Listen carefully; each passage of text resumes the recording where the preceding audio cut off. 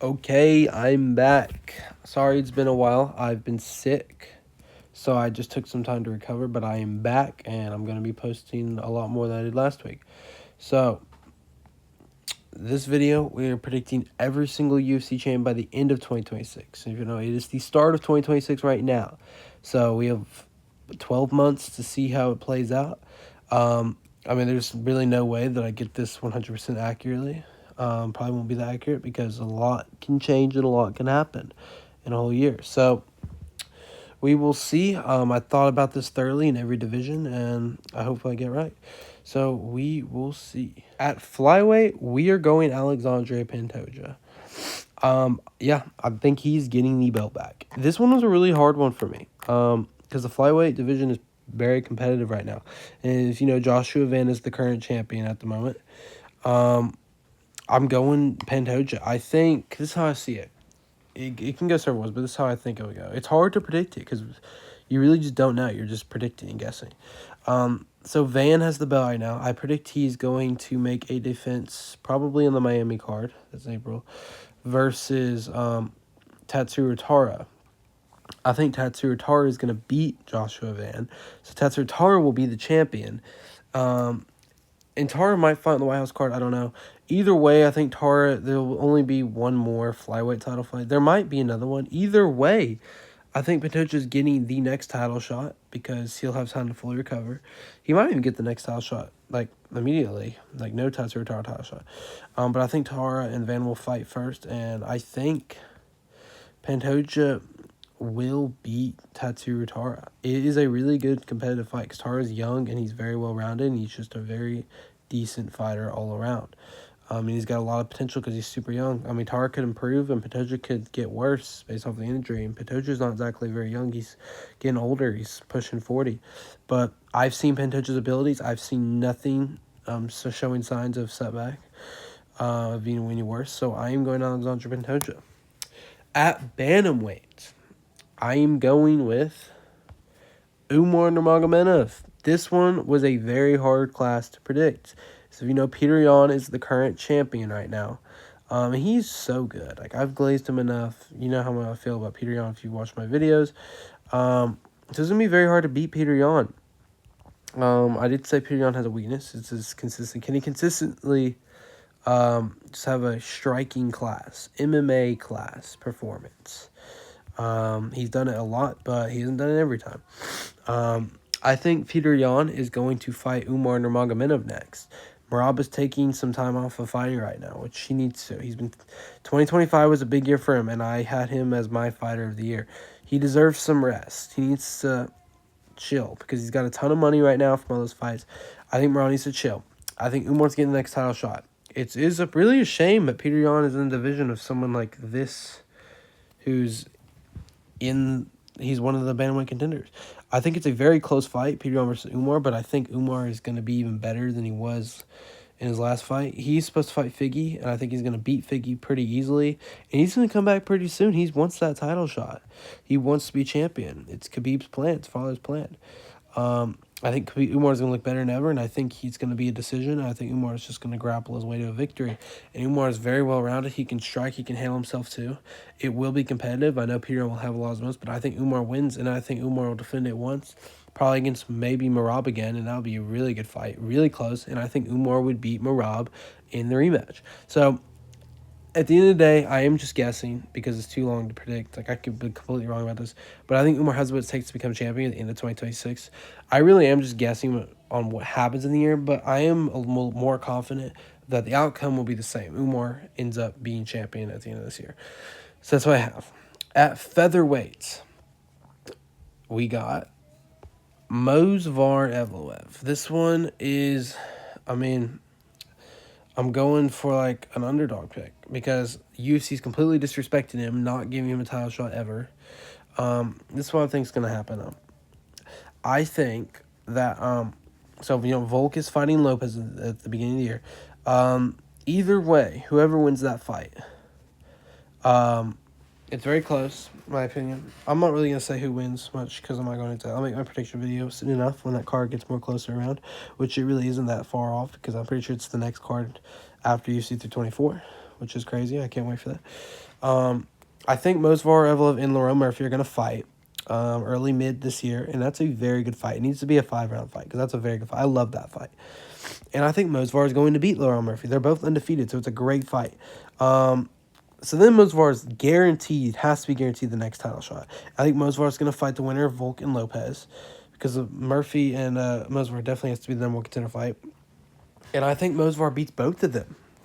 I think he beats Lopez pretty fairly easily. I think he beat Volk in a really, really good fight. Yeah, we saw Mosvar in the Aljo fight. I personally thought Aljo won, but even so, Mosvar had a great performance. His grappling is super good. He's very well rounded. He hurt Aljo a lot in the second round.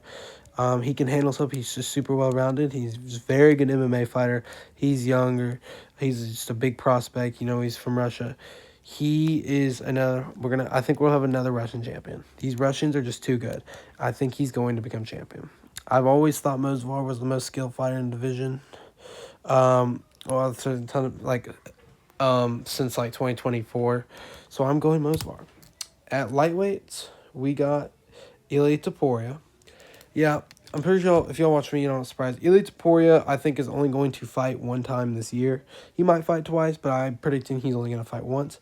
It's looking a little better as far as his court cases and stuff going on with his family. I think he's going to fight the White House card. If not, mid-late 2026, and he'll only fight once. And I think he's going to fight the winner of Patty and Gagey, and I think he beats both of them pretty easily, either one of them. So I'm going to go with that. And Ilia might fight one more time, and I assume it'd be against Arman Tsarukyan, and that is a absolute classic. Would love to see that. Either way, still think Ilia comes on top. So I'll just say there, I have Ilia Topuria. I don't think he moves up or does anything. I think he stays alive for 2026. Probably only fights once, but I got Ilia. At welterweight, we got Islam Makhachev. If you saw my last video, you know I talked about the big three, Islam, Ilia, Khamzat, and how good they are. So this shouldn't surprise you too much that I have them still being champion by the end of the year. I'm very confident that they will still have the belt. I just really can't see any of them beating them. So Islam, I think for how this year's going to go, he declined to fight Morales in January. I think they might be setting someone else different for him at the White House. I think he wants to fight at the White House, and I think he's not going to fight into the White House. And I'm not sure he's going to be fighting Morales. He might fight Kamaru Usman, which would be a crazy fight. I would love to see that fight. Maybe Islam Ilia, although really can't see that happening. But I think it might not be Morales. It should be Morales. He's the next up. But I don't know. Either way, I think Islam beats all of them. He's literally, arguably, I think in my opinion, the most well-rounded fighter of all time in UFC history. And I think he beats everybody. Morales is an interesting fight, but I don't think he beats Islam. Usman is a very interesting fight, but once again, I think Islam wins. I think he beats all of them. Not going to dive into too much, but I think Islam just clears everyone. I'm not sure if he's going to fight twice this year. I think he will fight twice this year, but definitely needs to fight twice. He'll definitely fight at least once, but most likely at the White House card. So that's what I have for there. Middleweight, Khamzat Chimaev. Not much to say about this guy. You know how much, if you watched my last video, how much I glaze Khamzat Chimaev. Best fighter in the UFC, in my opinion. No one beats him. I think he fights twice this year, which usually he doesn't. I think he'll fight. I think he actually will fight Imavov before the White House. If not, he'll definitely fight Imavov at the White House. And that'd be a pretty easy defense for him. Imavov's good, but not Khamzat's level. And I think he's going to fight Fluffy later this year, which is a close fight. It's actually competitive. But all in all, Khamzat still comes on top. No one beats him. Light heavyweight. Here we go. Alex Pereira is going to stay champion. This one's really hard to predict. But I'm going Pereira. I think he's going to fight. I predict he's going to headline the Miami card. They might save him for the White House. He might fight White House too, honestly, based off what he literally might fight White House. That'd be crazy. He low-key could fight Khamzat. It's a sleeper pick, but no, Khamzat still has work to do. I don't think they let that happen to him, but I think this is the more likely solution. I think Pereira for sure is fighting Olberg next, and I do think he's going to headline Miami card. It just seems right. I would let him headline it, and I think he could fight in the White House too, because he's no problem doing that. He loves fighting with not much time to prepare. I think he will beat Olberg. Olberg's a good fighter, obviously, very good striker. But no one is just on that level of Pereira. Not light heavyweight. Ankalaev can be, but based off last performance, absolutely not.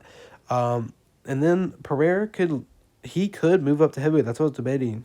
I think he's for sure fighting Olberg next. That's what I know.